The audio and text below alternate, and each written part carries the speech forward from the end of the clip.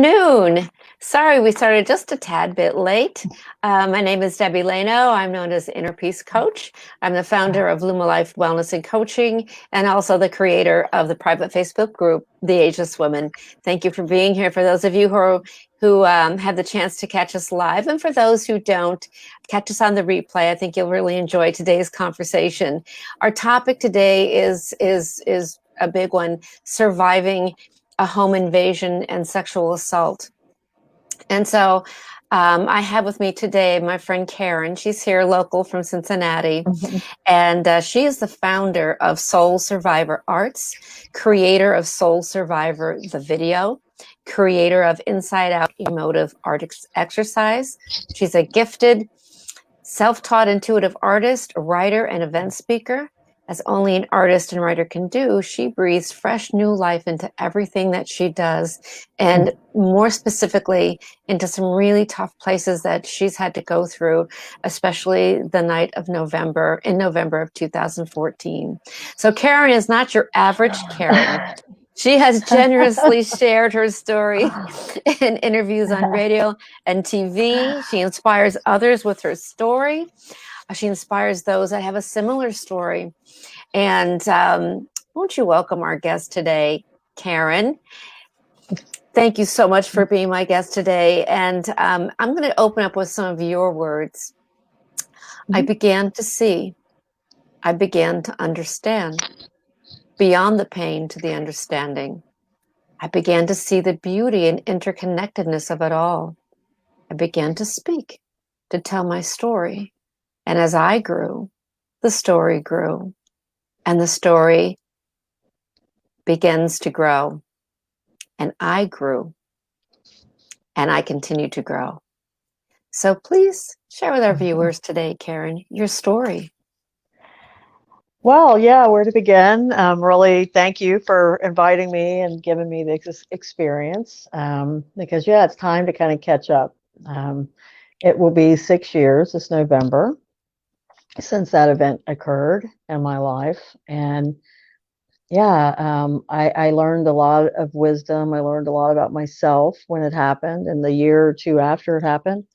But now that we're almost 6 years in, I'm still getting wisdom epiphanies out of nowhere. So those things I want to share, as well as that event changed my art, but my art is now progressing into another new phase. So I want to talk about a lot of things, but the biggest thing, first of all, with the sexual violence in our world, the the thing that amazed me and made me the most furious about the event was, well, first, people don't want to talk about it. It's a difficult subject, and I'm always, it seems like, a person who's comfortable with the difficult subjects, but no one wants to talk about it. So it's really tough. Um, but when you do start talking about it and when you start sharing it with other people, the shocking and outrageous thing, sadly true, is that nearly everyone you speak to has had something like this, men and women, or know someone close to them who's gone through something like this. But it's just uncomfortable. And honestly, at the time, I equated it with just like divorce, just like bankruptcy, just like a lot of bad things that happen in our lives.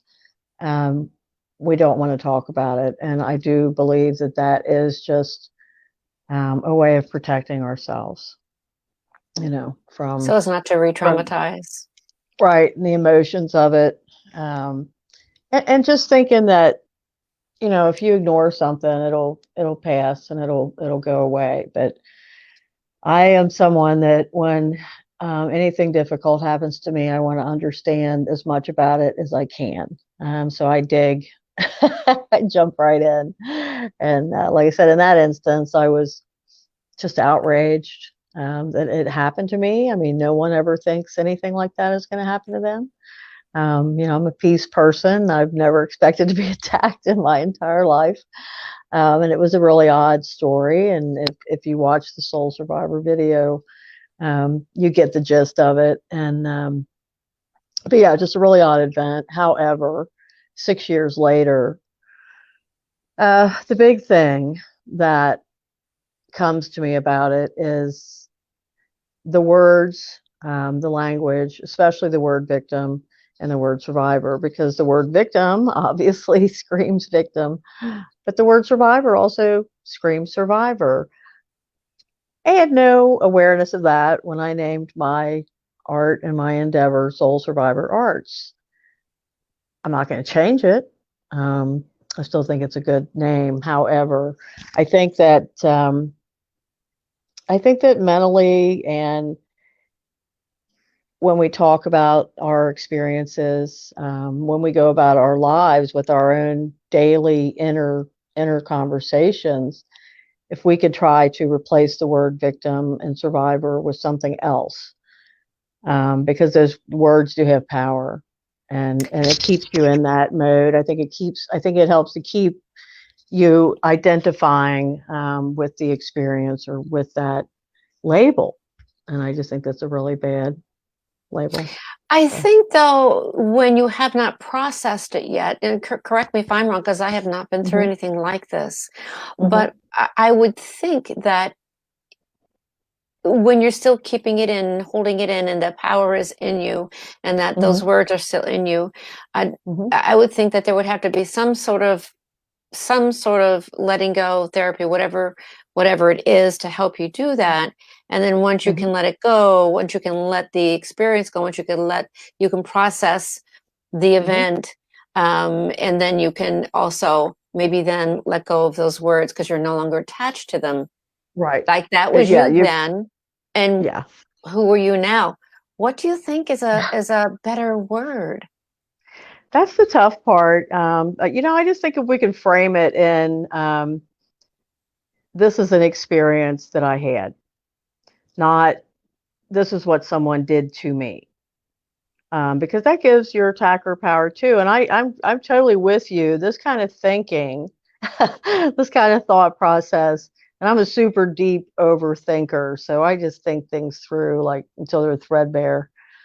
So yeah, this is not something you're going to think a year, 2, 3 years into this. These are things that I call gifts that come to me about the whole experience, even though I don't relive it every day. It becomes a part of who you are. So it's Well, look always at the with you. richness that came out of it in your hmm in your case, being hmm a Yeah. creator, like you are. You created hmm something really very cool, and you contributed a lot. Um, I don't even think I got to the piece where you had contributed your work. Um, Yeah. I forgot to mention Yeah. that. Yeah. Yeah. About 9 months after my attack, when I came out of my hole and wanted to do something, um, because like I said, I was totally outraged about the whole thing.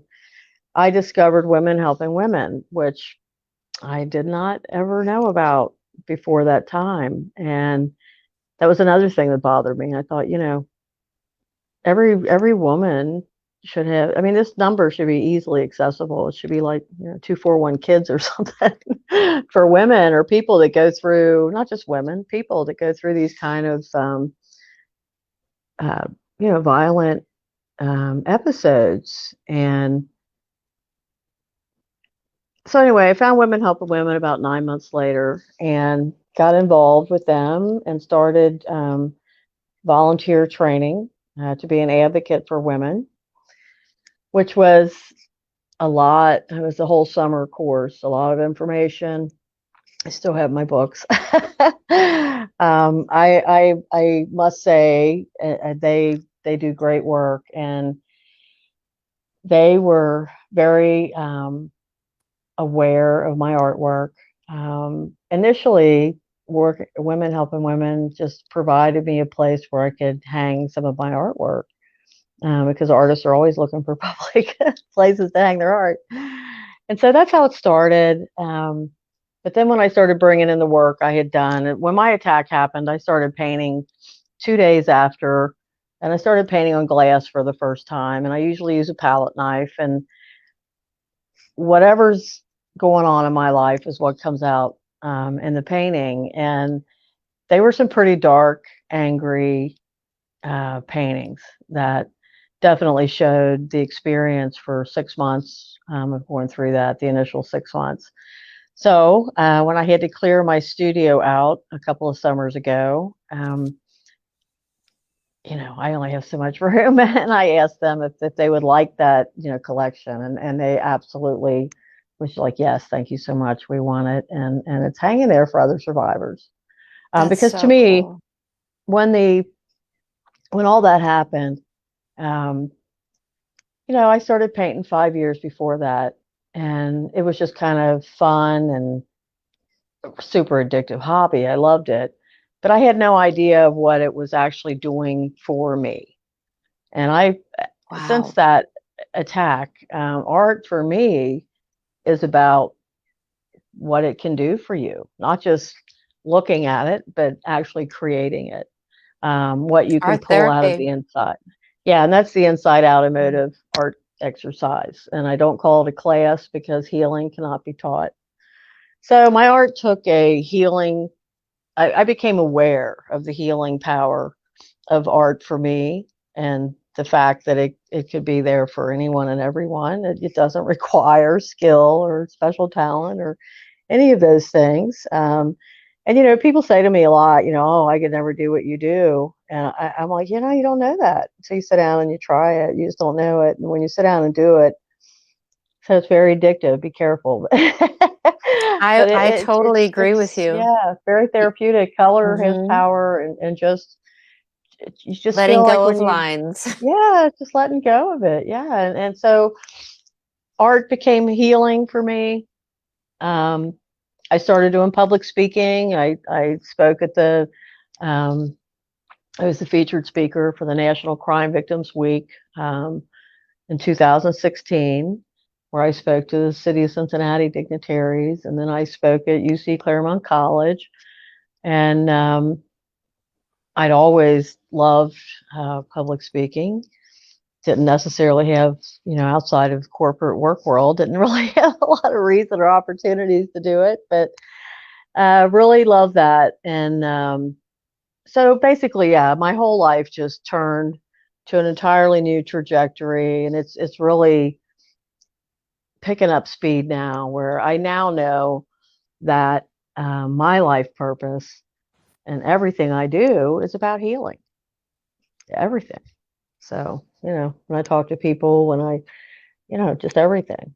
So I'm fortunate now to have found my life purpose that way. So it's just, yeah, it changed my life. But like I said, I felt like it was, and I feel this way about a lot of things that are labeled bad. I just feel like it's the universe kind of putting you on the path where perhaps you should be, and taking you off of another path. And that's how I felt about this whole thing, even Yeah, though that's that that's took a a couple hard way. years. That's so Yeah. true. And I think for some people, that's a really hard concept Hmm. if it's been a violent crime, which is something that you Hmm. experienced. But if Hmm. you are really willing to step back from it and look at what came about from it, Hmm. did you become an activist? Did you become an artist? Did you become a Hmm. writer? How did it change your path? It doesn't have Hmm. to take the pathway of destruction. I think That's that's the right. big message here is that Yeah. a violent or terrible experience does not have to ruin your life. If you Right. allow it, Right. you can just let it create something Mhm. new. Well, I think it's like Yeah. every other thing in life. I mean, you can either, it's so cliche, but you can either dwell on the negative, or you can start looking at it from an entirely different perspective of, oh, okay, yeah, did I want that to happen? No. Did I enjoy that? No. Did it scare the life out of me? Absolutely. But what have I learned about myself? First, what have I learned about Yeah, myself I want to hear going through about this? those things. I'm Yeah. curious. Second, just it's such a learning experience. Oh gosh. Well, I felt extremely lucky. It was a very odd um, scenario completely. I didn't know this person, and he was quite large and intimidating. And you get up at 4:30 on a Saturday morning, and there's a huge man laying in your floor that you don't know. And I learned what at first I learned what PTSD was. Really, I learned what it was to have that moment that you see in the movies all the time, where it's literally a split second, life or death. You don't know which way it's going to go. Yeah. I'd always been really, really, I always considered myself really bad at like any kind of emergency situations that happen, when the kids are little, or, Like, I always felt like I was the worst person in an emergency situation.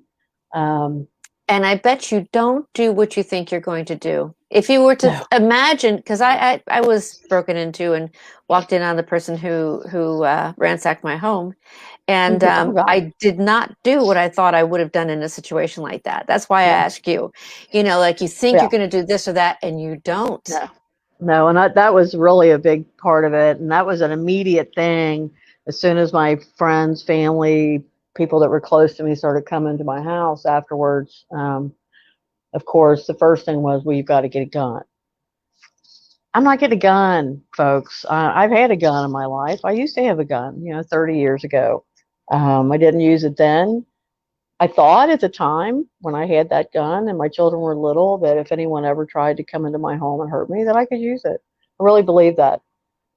But I'm just not into guns. So I haven't had one for 30 years and I've never felt like I needed one. But everyone said, oh, you've got to get a gun. You got to get a dog.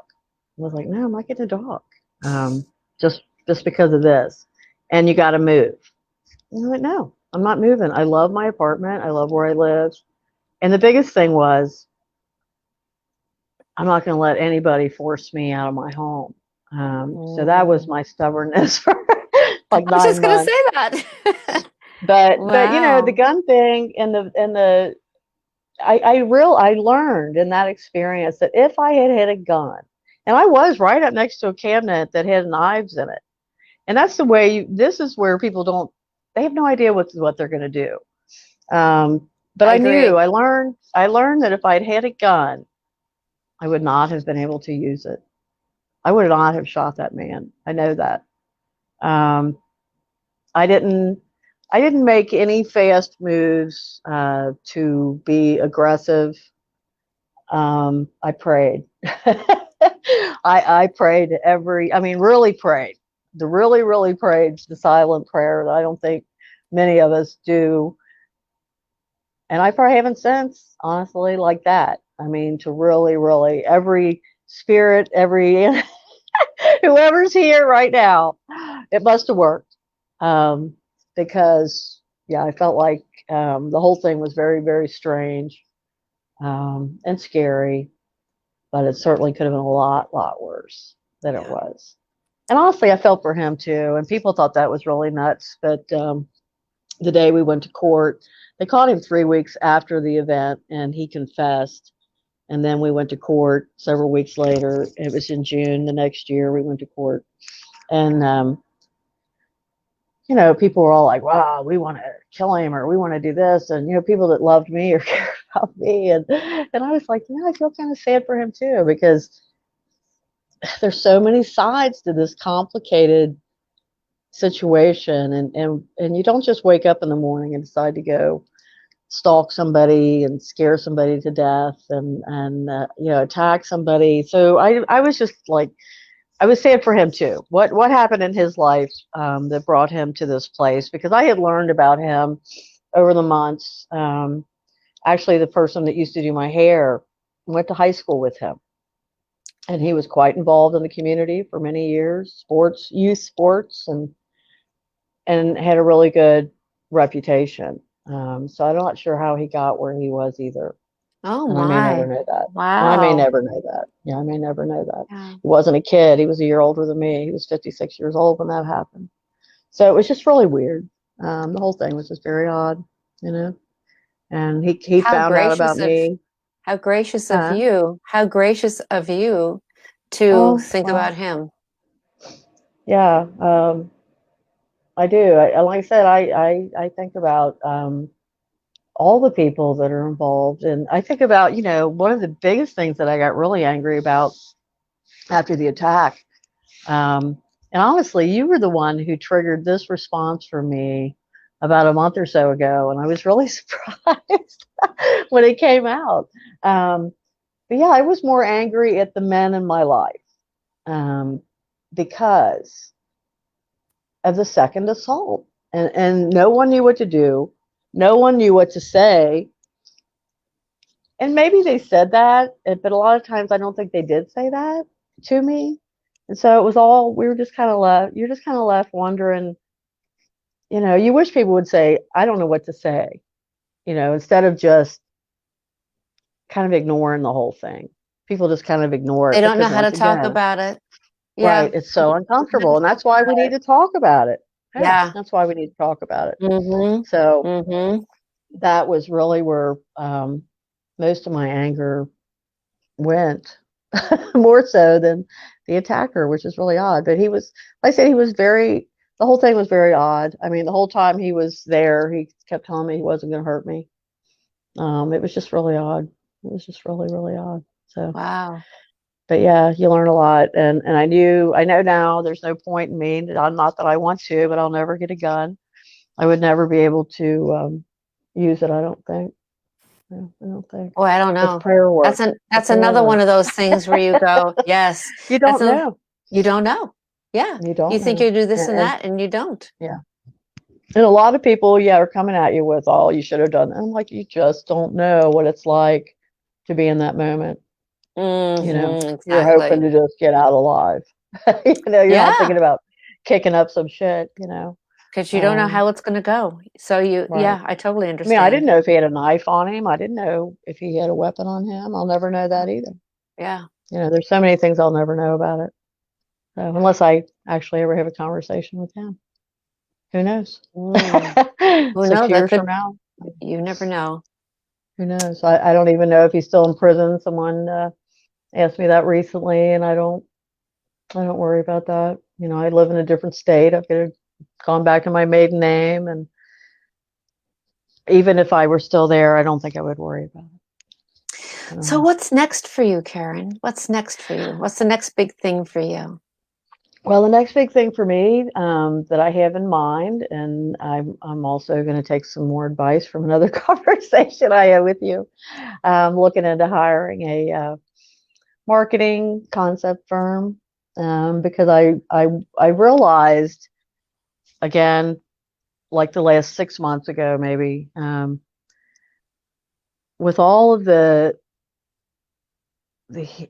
healing help I want to bring to people, um, I have realized that doesn't have to be about a story. Doesn't have to be about anybody's story.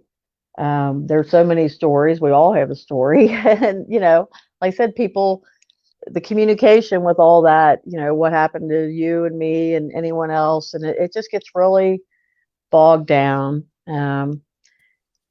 So about 6 months ago, I had a vision, and it was pretty much,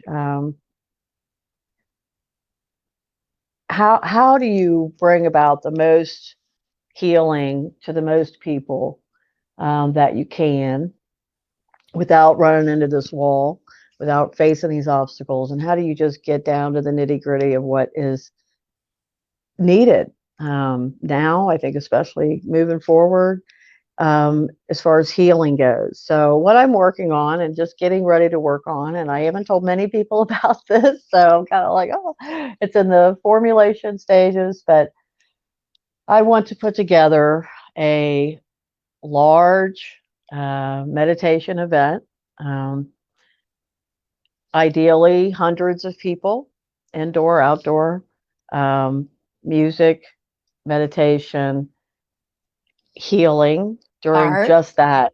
But yeah, but also while we're there, we're going to be practicing law of attraction with our thoughts and with our energy. We're going to be experiencing, I don't know, any of you have ever been in a yoga class or anywhere where they meditate as a group, even if it's for 10 minutes. there's a special energy Yeah, that I would happens with agree. the group. Not, it's totally different than when you do it at home by yourself, and I do it all the time. But the group energy really, really turns my crank. Yeah, there's So to something me, it's special about like, it being live. Yes, I yeah. So agree. to me, it's law of attraction. It's personal healing, but not only that, it's the energy we're going to put out to heal the universe and just experience that energy, and to for people to know that, yeah, that this really exists. This is a place for me to go. This is where I can tap in and get this peace and get this healing. But I want to have a, large group event, and I want to um, build it and formulate it in a way that I can take it to other cities, and like seriously, like have billboards on the highway that, this is the event, and draw hundreds of people there.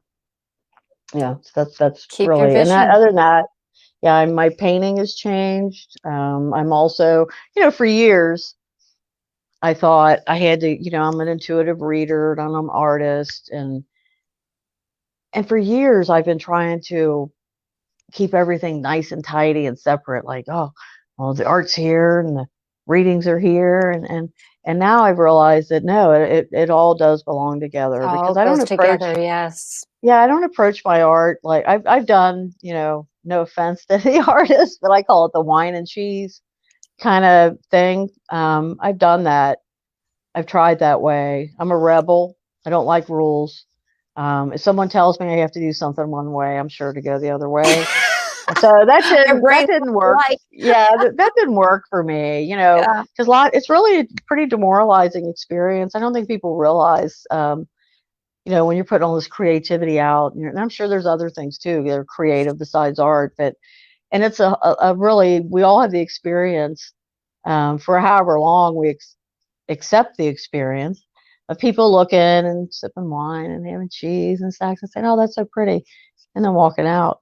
And that gets really, really hard. That gets really demoralizing, and No, trying to figure it I out. just, well, I'll tell you You what, know. if you hold an intuitive art class, I'm in. Hmm. You put it Yeah. together and I am Okay. in. I want to be Okay. there. I think that that is the most amazing type of art to do. Yeah. I dabble with it Yeah. myself, but I would love Yeah. to be a part of what you do. I'd love to be a All part of right. your class. So if Okay. you Well, ever I've do a got workshop on, places. Yeah, I've got places where I can do that. So I really should get on that. But right now, I'm working on my readings a lot. I'm painting in a whole new way, and this was my first example of that. Of course, the chair's in the way, but I love um, that. before, when I painted, I mean, it's always been very whatever's going on.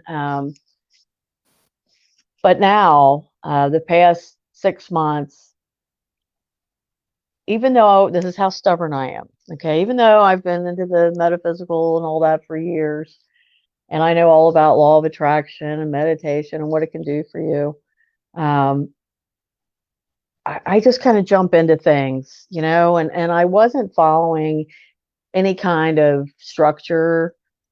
I would meditate, but I wasn't meditating with an intention. So about a month ago, I thought, you know what? Since this all belongs together, I'm going to start meditating before I paint. I'm going to use the same meditation while I I like paint. it. I'm going to set my intention of what this painting is going to be before it even begins itself. And I don't take credit really for a lot of my art, because I don't have any formal training. I just start kind of moving it around, and what happens happens. So this painting that I really, really love I love is that. Colors are it's called beautiful. End of the Suffering. And I painted it after I had meditated, and I painted it to the Great Bell Chant. I don't know if anyone's familiar with that. If you're not, it's really beautiful.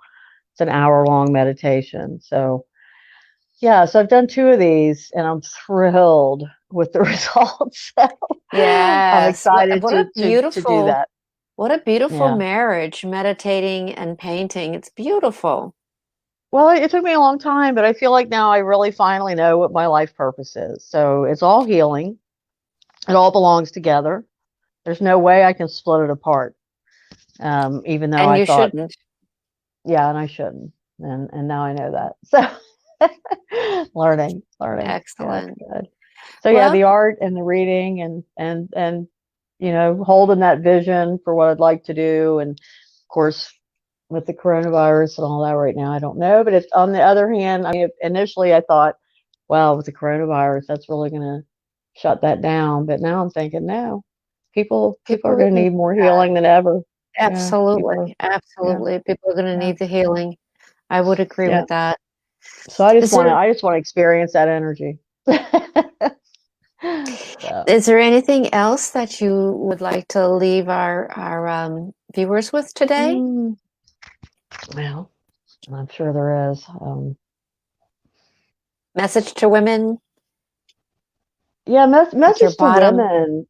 I think, especially because we're here talking about the sexual assault event in my life, and this goes for the days we're living in too, where there's so much tension and there's so much political unrest and divide.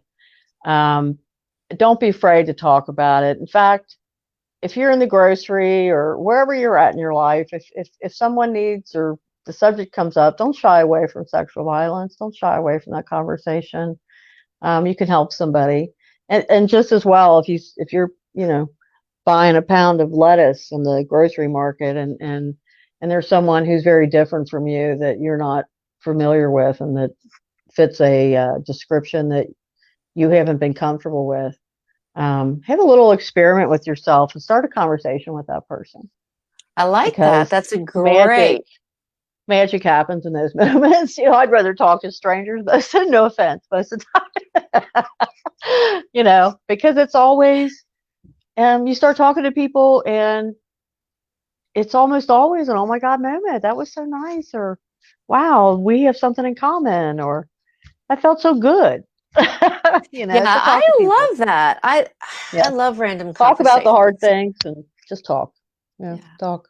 Talk Yeah. about the hard things. That's Communicate. really a good one because people, I think they're more willing today than maybe any time before, but it's tough to talk about the hard things sometimes. It is. So And I thank think you. it's, yeah, I'm sorry. I just want to say one more thing. And I think what we're seeing a lot in the world today is because it is so hard to talk about the hard things, a lot of people are hiding behind slogans and cliches and other people's, I mean, um, just kind of a way to block it out or, picking a Mm. side or, it's not about that. Just we need to communicate. So Yes. I'll leave it there. We need to communicate. I was just going to simply say thank you for opening up that conversation and letting us know that it's okay to talk about Hmm. those hard things and it's okay to ask somebody. Hmm. Yeah. If you know that has occurred. Oh, I don't know. That's a hard one for me. Like, Well, it's tough to, yeah, I never ask anyone about sexual violence like that. I don't know their any part of their story. But there's plenty of opportunities, when a news story comes on and your family's watching the news, don't change the channel. Talk to your right. sons about it, Yeah. okay? Talk to your daughters about it. It's real. It happens, and we need to have an open discussion about it. So, as the survivor, now, if if if a conversation comes up and you mention that you had an assault, what would be the Mhm. right thing for that other person to do? To say, do you want to talk about it? Or, and most people would just like, I don't know if she wants to talk about it, so maybe I shouldn't ask. What do you think is the right thing to do?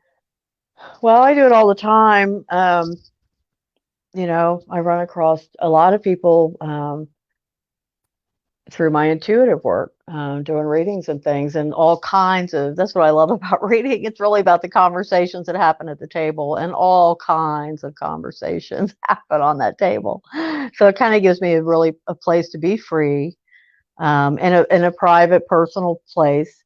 Um, and normally it starts with me just giving a little bit of what happened to me, and usually in a comparing kind of way or explaining kind of way. Um, and then when I let a little bit of it out,